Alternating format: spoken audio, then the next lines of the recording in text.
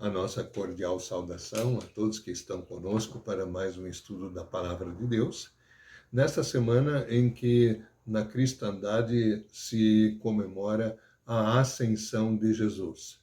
Jesus reassumiu todo o poder, toda a honra, glória e majestade, tanto na sua natureza divina, que ele nunca abandonou, e também na sua natureza humana, ele usa sempre inteiramente os atributos que lhe são comunicados. O homem, Deus, é o que vive e reina eternamente. Entre tantas atividades que Jesus tem nos céus, digamos assim, junto ao Pai, à direita de Deus, que é a posição de majestade, de poder, de governo, sobretudo sobre sua igreja, entre tantas funções, por exemplo, orando por nós, intercedendo por nós, uma das principais também é o ensino. E hoje Jesus nos ensina através da sua palavra. Quer conhecer o pensamento de Jesus? Quer conhecer o pensamento de Deus? A vontade de Jesus, a vontade de Deus? Abra a palavra. E é isso que nós fazemos também nesses nossos estudos bíblicos. Dando sequência, então, hoje aos estudos em Marcos, hoje nós queremos ver Marcos capítulo 2, Evangelho de Marcos, capítulo 2, os versículos 18 até 28, dois ensinos de Jesus sobre o jejum. Dois ensinos que ele deu a partir de críticas que lhe eram feitas, sobretudo pelos fariseus, aquela seita religiosa bem rigorosa, e os seus professores, os assim chamados escribas, né? Então, duas críticas que eles fazem a Jesus, aos seus discípulos, sobre jejum e outra sobre o sábado, como ele atuava em relação ao sábado. As duas críticas, elas recebem uma grande resposta de Jesus. Aí nós vemos que Jesus sabe todas as coisas e ele sabe o que é mais importante. Por exemplo, a religiosidade começa no coração. Não é um culto exterior de aparência que agrada a Deus, mas sim o coração. Jesus citou uma vez um texto do Antigo Testamento que diz que em vão me adoram ensinando doutrinas que são preceitos de homens, né? Este povo honra-me com os lábios, mas o seu coração está longe de mim. Em Mateus 15, Jesus diz isso nos versículos 8 e 9. Ele cita Isaías, capítulo 29, versículo 13. Este povo adora-me com a boca, mas o seu coração está longe de mim. E este era o grande problema dos fariseus, e esse é o nosso problema quando nós valorizamos mais o exterior, o continente, do que o interior, o conteúdo, que parte do coração. É o coração que deve ser transformado, no coração nós cremos, com a boca confessamos, nós atuamos, nós cantamos, né? Mas o culto que agrada a Deus é o culto do coração. Pois bem, a primeira questão. Diz o texto bíblico, Marcos 2, 18 e 19, os discípulos de João Batista e os fariseus estavam jejuando. Algumas pessoas chegaram perto de Jesus e disseram a ele, os discípulos de João, isto é, João Batista, né? De João e os discípulos dos fariseus jejuam. Por que é que os discípulos do Senhor não jejuam? É que os fariseus, os seus discípulos, de acordo com um manual de ensino chamado Didaquê, eles jejuavam até 2 vezes por semana, no segundo e no quinto dia. Muito mais do que, inclusive, a lei cerimonial do Antigo Testamento prescrevia. E os discípulos de Jesus, então, não jejuavam. Eles estranharam isso, eles questionaram Jesus a esse respeito. E olha a resposta de Jesus. Jesus respondeu. São duas respostas. Primeiro, ele responde diretamente, uma comparação, e depois ele coloca duas pequenas parábolas, dois ditos, né, para interpretar. Jesus respondeu, versículo 19, vocês acham que os convidados de um casamento jejuam enquanto o noivo está com eles? Enquanto ele está presente, é claro que não jejuam, mas chegará o tempo em que o noivo será tirado do meio deles, então sim eles vão jejuar. Jesus faz a comparação com o casamento, ele diz que as pessoas estão com o noivo numa festa de casamento, seria um contrassenso jejuar na festa de casamento. Aqui a colocação é clara, ele é o noivo, os discípulos, que são a igreja que está iniciando, é a noiva. O Novo Testamento usa essa imagem desse noivo e da noiva, inclusive lá no final de Apocalipse 21, Apocalipse 22, o noivo recebe a noiva, a igreja, por toda a eternidade, né? Então, se o noivo está presente, para que jejuar? Fisicamente e visualmente, Jesus estava ali com eles. Talvez esteja se referindo depois, quando ele diz que quando ele não estiver presente, então podem jejuar, se quiserem, a sua morte, a ressurreição e a ascensão. Mas mesmo assim, nós como igreja não precisamos jejuar, porque Jesus está conosco. Ele é a nossa alegria, né? A nossa salvação. Ele diz, eis que estou convosco todos os dias, até a consumação dos séculos, até o final dos tempos, até a sua vinda. Então, para que jejuar?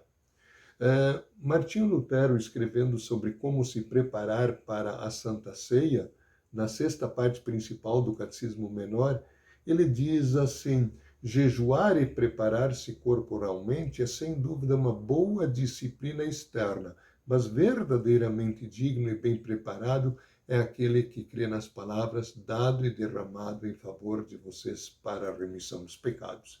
Este é o verdadeiro jejum. O verdadeiro jejum é o arrependimento e que leva à fé salvadora em Cristo, né? E aí Jesus faz sobre isso duas comparações, versículos 21 e 22, ele diz uma palavra meio enigmática. Ninguém usa um retalho de pano novo para remendar uma roupa velha, pois o remendo novo encolhe e rasga a roupa velha, aumentando o buraco. E ninguém põe vinho novo em odres, vasilhames velhos, eram vasilhames de couro de cabra. Se alguém fizer isso, os odres rebentam, o vinho se perde e os odres ficam estragados.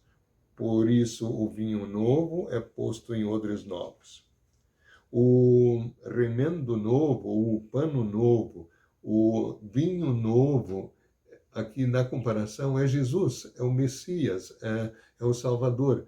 Colocar Jesus junto com, para efeitos de salvação, aliar Jesus às práticas legalistas antigas, que seriam o pano velho, seriam os odres velhos, então esses odres vão se romper. Um pano velho ou um vasilhame de couro velho, ele não se expande mais.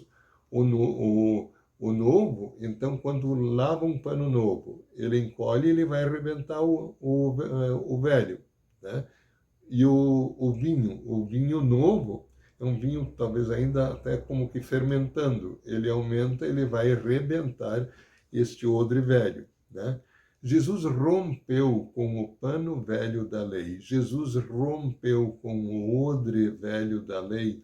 E ele é o pano novo, ele é o vinho novo do reino dos céus, né?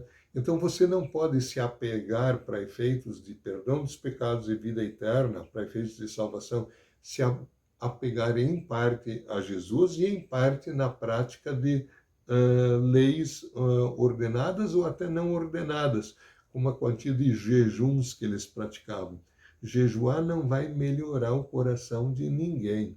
Se alguém quer jejuar na liberdade cristã, faça isso em segredo, em secreto, diante de Deus, como um culto a Deus, não para aparecer, diz o Sermão do Monte, de Mateus 5, 6 e 7, né?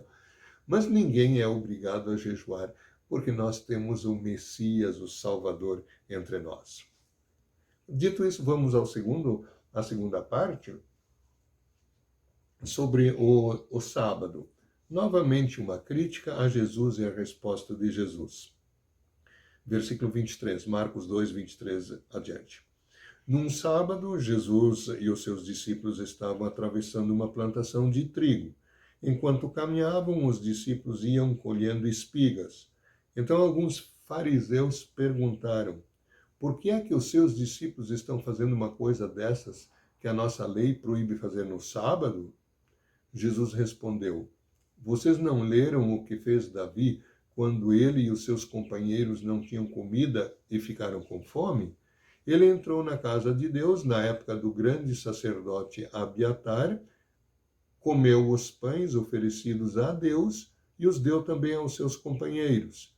No entanto, é contra a nossa lei alguém comer desses pães. Somente os sacerdotes têm o direito de fazer isso.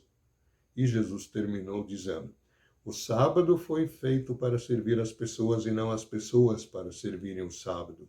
Portanto, o Filho do Homem, ele, Jesus, tem autoridade até mesmo sobre o sábado. Criticaram Jesus porque, atravessando uma plantação de trigo, ou no lado de uma plantação de trigo, seus discípulos colhiam espigas e comiam. E criticaram porque eles estavam fazendo isso no sábado. Colher espigas em si era permitido. Isso está em Deuteronômio, há essa liberdade. Isso eles poderiam fazer. Está em Deuteronômio 23, versículos 24 e 25. Lá diz que se alguém passa por uma plantação de uvas, tiver uvas maduras, ele pode colher, mas não o que ele consegue comer, mas não levar. Espigas de trigo, mesma coisa. Pode colher, mas não colher com a foice, fazer fecho e levar. Isso era permitido. Até aí era permitido. Eles criticam aqui porque eles fizeram isso no sábado. Olha, quebrar as leis quando o amor deve falar mais alto, Jesus toca nessa questão, dando exemplo para eles. Vocês não leram o que fez Davi? Davi, quando ele e seus companheiros fugiam do rei Saul que queria matá-lo. Ele se escondeu na casa de Deus, no templo do sumo sacerdote Abiatar. Isso está em 1 Samuel 21, 1 a 6, tá? Se alguém quiser conferir, 1 Samuel 21, 1 a 6. E daí eles estavam com fome e eles pediram pães. O sacerdote disse: não, eu não tenho pão comum para dar para vocês, só tem esses pães da proposição colocados diante de Deus, como oferta a Deus, e que só os sacerdotes podem comer. Tem 5 pães aí, só desses aí.